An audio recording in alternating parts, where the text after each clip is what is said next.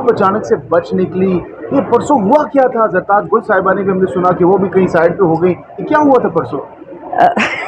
जो हमेशा होता है पाकिस्तान में कि चोर प्रेसिडेंट बन जाता है, प्राइम मिनिस्टर बन जाते हैं और जो बेचारा होता है वो उसको जेल में डाल देते हैं। मैं आपको बात बताऊं, पाकिस्तान में जिसके पास पैसा है ना वो जेल में नहीं ठहरता, और जो गरीब है उसकी किस्मत जेल में लिखी हुई, चाहे वो चोर हो, चक्का हो, जैसा भी हो। बीबी शहीद के कातिल अभी तक इस ऐवान में बैठे हुए हैं।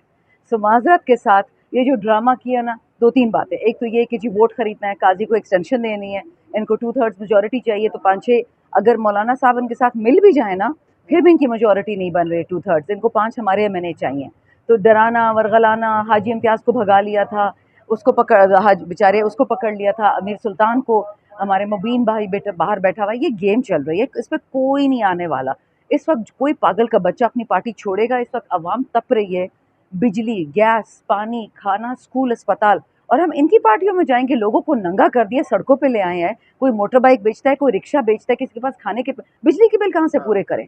तो अच्छा, कोई भी पागल नहीं इनको ज्वाइन करेगा। शेर अफजल मरवत को गिरफ्तार किया गया, बैरिस्टर गौहर को गिरफ्तार किया गया। उसके बाद सोशल मीडिया पर आपसे मुतालिक भी खबरें चली कि शांताना गुलजार को भी अरेस्ट कर लिया गया है। आप कहाँ पर थी? क्या आपको भी अरेस्ट इधर करने से ही की निकली कोशिश हूँ, की गई? बाहर खड़े थे, मुस्टंडे देख रहे थे हमको। हमने कहा देखो हम भी वापस देखेंगे आपको, बोलो उठाना है तो उठाओ। नहीं उठाया। फिर कल भी असेंबली आई थी, आज भी आई हूँ। क्या पता कोई हिडन एफआईआर निकले, इस तरह हिडन इमाम निकलेगा, इस दिन इनका भी हिडन एफआईआर निकल आएगी। बच्चे अब पिक एंड चूज क्यों था उस दिन? सिलेक्टेड नहीं, लोगों पिक को एंड चीज चूज नहीं है। जो लोग अवाम को निकालते हैं, जो लाहौर जाएंगे या जो बोलने वाले, ये डिफरेंट छोड़ना इन्होंने किसी को भी नहीं है। 22 बहुत कुछ होना है, किसी को उठाएंगे, किसी को फारिग करेंगे, किसी को फाइन करेंगे। बच्चे इतने ड्रामे चल रहे हैं, आप सोच नहीं सकते। मतलब मुल्क ठीक करो, दहशत। आपको पता है इस वक्त पूरी की पूरी केपी की जो साउथ की पुलिस है, वो उन्होंने इंडस हाईवे ब्लॉक कर दिया है। वो कह रहे हैं कि जी दहशतगर्द घूम रहा है हमारे पीछे, और आप लोगों ने हमेशा इस वक्त बनू में आते क्या हुआ कि कुछ पुलिस वालों को शहीद किया गया और उन्होंने दहशतगर्दों से एक बाइक रिकवर की। कुछ अरसे बाद टेलीफोन आता है कि नहीं, ये बाइक वापस दे दी जाए, ये दहशतगर्द की नहीं है, किसी और की है। किसकी है ये जो आपने मांग ली है? सबूत क्यों वापस ले लिया? उन्होंने गुस्से में आके पूरा इंडस हाईवे बंद कर दिया कि हम पुलिस वाले शहीद हो रहे हैं, ना हमारी बेवा का कोई पूछने वाला है, ना बच्चियों का कोई पूछने वाला है। तो इसलिए खुदा का वास्ता है, ये लॉ इन्फोर्समेंट एजेंसीज यहाँ से जाएं, साउथ से, लकी से जाए, बनू से जाएं, डीआई खान से जाएं। हम जाने, टेररिस्ट जाने, एक को नहीं हम जिंदा छोड़ेंगे, आप जाएं यहाँ से। एग्जैक्टली ये बात मुझे कबाइल ने उस दिन बताई। कबाइल ने कहा कि मैडम, हमारे लड़कों पे सीधा सीधा कनपट्टी पे फायर होती है, टेररिस्ट उनको मार देता है, पुलिस वालों को भी मार दे रहे हैं कबाइली इलाकों में।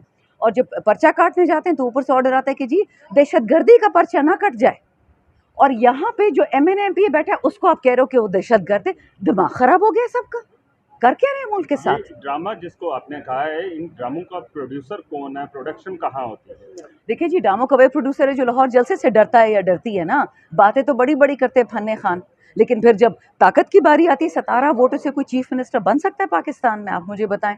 जान निकली हुई है, तख्ता उलट जाएगा। शांताना गुलजार साहब, बस सिर्फ और सिर्फ 12 दिन बाकी हैं। आप लोगों ने जो 15 दिन की डेडलाइन दी थी, राना सनाउल्लाह साहब बार बार कह रहे हैं कि अटक पुल से आगे आप जरा जुर्रत करके दिखाएं। तो 12 दिन रह गए हैं, क्या हिकमत अमली? अब कहा था ना कि बदमाशों का मुल्क है, शरीफ लोगों का मुल्क नहीं है। हम जुर्रत नहीं करेंगे, हम कानून आइन को इस्तेमाल करेंगे। हमें जुर्रत की ज़रूरत ही नहीं है। हमारा आइन हमारा नेगेबान है। अल्लाह के बाद आइन में, कानून में हमारी हिफाजत लिखी हुई है। अगर ये लोग पुरानी बदमाशियाँ करेंगे तो कहो फिर आप भी तैयार हो जाएं। अवाम ने आपके साथ जो करना है, पीटीआई ने नहीं, अवाम ने जो आपके साथ करना है। मुझे अभी भी पता है कि इन भगोड़ों के 12-12 जहाज़ एयरपोर्ट पर तैयार खड़े होते 24 घंटे कि जिस दिन हुकूमत गिरेगी हम भागेंगे। तो इनमें से तो कोई नहीं बचेगा यहाँ पे। पंजाब जा रहे हैं आप लोग? बच्चे हमारे जितने लोग थे जो निकालते हैं जलसों के लिए लोग, उनको उन्होंने जेल में डाल दिया है। इसी वजह से ना कि जलसा ना हो 22 को ना हो 24 को, 24 को ना हो 28। जाना है आप लोगों ने? हम जाएंगे। तो क्लैश तो हो सकता है अगर आप लोग जाएंगे केपीके से। बच्चे और क्लैश तो ये करना चाहते हैं, हम तो जलसा करना चाहते हैं। कवानीन अपने दे, शराइत अपनी दे, जगह अपनी मर्जी से दे, हम उधर चले जाएंगे, करके आ जाएंगे, अपना वक्त दे दे, अपनी शर्तें दे दें। स्पीकर ने जो आज आप लोगों के साथ जो ऐवान के अंदर माहौल था, एक पॉजिटिव तमाम दोनों अतराफ से आ रहा था, उसके ऊपर आप मुतमईन हैं स्पीकर के रवैये पे? स्पीकर का रवैया अच्छा था।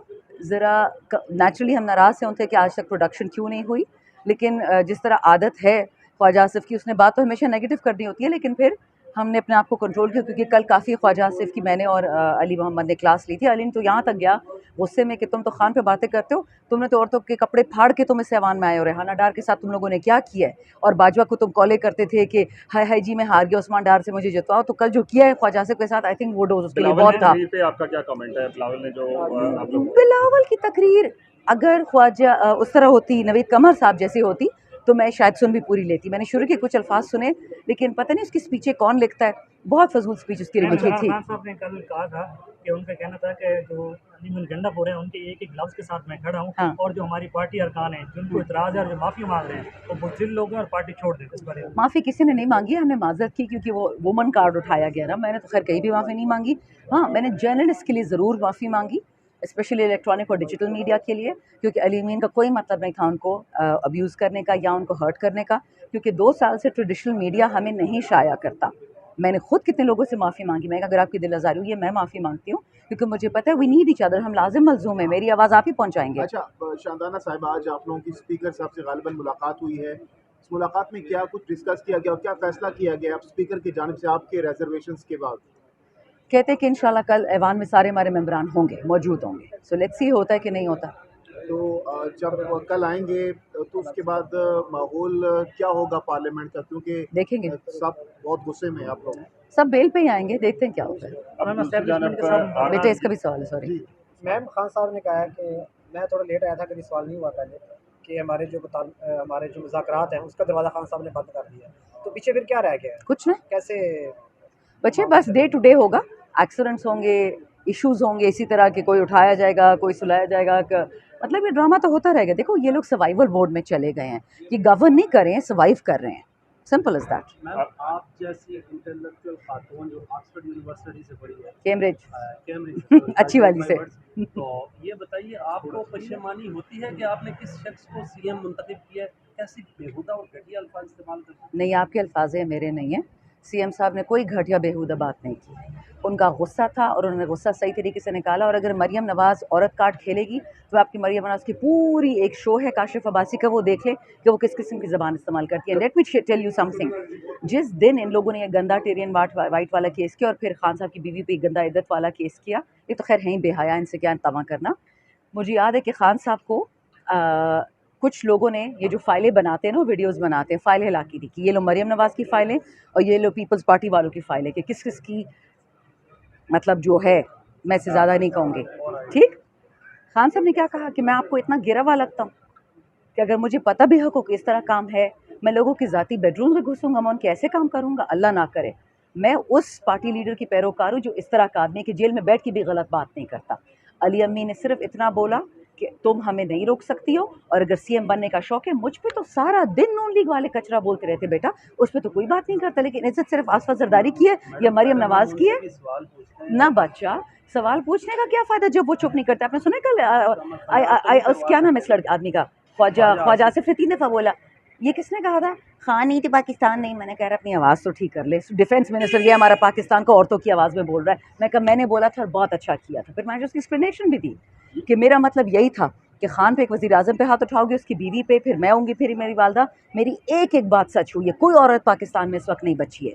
तो मैंने कहा आप लोग अपने बोलने का तरीका से सीखिए, आपके सफ़ेद बाल हो गए। कल तो मैं चीख हुई उन पर, मैं ज़िंदगी में मुझे वालिदा ने ऐसा भला नहीं किया था कि मैं किसी पे आवाज़ उठाऊं। कल मैंने अपने से 30-40 साल बड़े आदमी पे चीखी आवाज़ें निकाली है क्योंकि वो इतनी बेहुदा बातें कर रहे थे। लेकिन अली अमीन गंडापुर सबको याद रहता है, ये समझ नहीं आती। ये बताइए कि गुज़श्ता रोज़ सेनेट ऑफ पाकिस्तान ऐवान बाला में माहौल बड़ा तल्ख हो गया और फिर सेनेटर पीटीआई की जो है फलकनाज सतराली, उनको 2 दिन के लिए सस्पेंशन उनकी हो गई। यहाँ नहीं हुई, यहाँ 2 मिनिस्टर्स बैठे थे, राना तनवीर और ख्वाजा आसिफ की नहीं हुई, उसकी हो गई। उसने सिर्फ ये बोला कि तुमने जुर्रत कैसी की फजूल बात करने की। यहाँ तो वो जुर्रत से बहुत आगे चले गए, माँ बहन तक पहुँच गए। डिग्गियाँ चेक की गई परसों, हमने देखा रात को, आप भी जब यहाँ से जा रही थी आपकी भी डिग्गी वगैरह चेक की गई? नहीं, हमने शहबाज शरीफ टाइप लोग नहीं छुपाते डिग्गियों में।